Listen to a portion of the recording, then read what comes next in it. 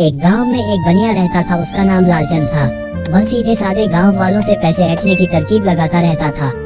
एक दिन उसकी दुकान पर एक किसान आया। किसान, लाला जी मुझे घर का सामान चाहिए, अभी पैसे नहीं है, फसल कटने पर दे दूंगा। लालचंद, लेकिन फसल तो 2 महीने बाद कटेगी, तब तक तो मेरा ब्याज कौन देगा। एक काम कर, 2 महीने का राशन ले जा और फसल का आधा मुझे दे देना। किसान मान जाता है। लालचंद उससे कागज पर अंगूठा लगवा लेता है।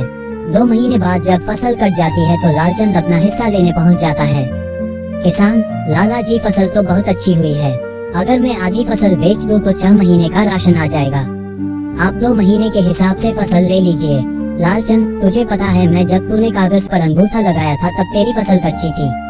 मैं दिन रात दुआ मांग रहा था तब अच्छी फसल हुई। अब यह आधी फसल मेरी है, चाहे वह 6 महीने के बराबर हो या 1 महीने के। अगर फसल खराब हो जाती तो क्या तू मुझे पैसे देता।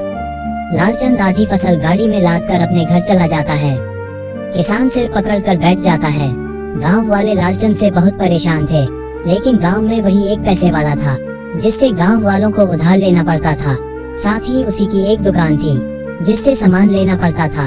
एक दिन गांव में एक लड़का आया। लड़का, लालचंद तुम तो भोले भाले गांव वालों को बहुत महंगा सामान बेचते हो, शहर में ये सब बहुत सस्ता मिलता है। लालचंद, तू कौन है। लड़का, पहचाना नहीं सेठ, मैं बनवारी का लड़का हूँ जिसे बचपन में तुमने मारा था। मैं शहर चला गया था, अब पढ़ लिख कर वापस आया हूँ। लालचंद, एक काम कर, मुझे माफ कर दे, ये सब बातें किसी गांव वाले को मत बताना। तू मेरी दुकान पर नौकरी कर ले, मैं बदले में तुझे अच्छी तनख्वाह दूंगा, साथ ही घर का राशन भी दे दिया करूँगा। लड़का मान जाता है। वह लालचंद की दुकान पर नौकरी कर लेता है। पूरा गांव उस लड़के को जानता था।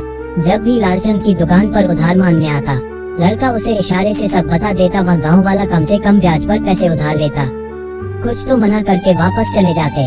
लालचंद जब दुकान से घर चला जाता तो वह लड़का चुपचाप उसके खाते में से अंगूठा लगे कागज फाड़कर गांव वालों को दे देता।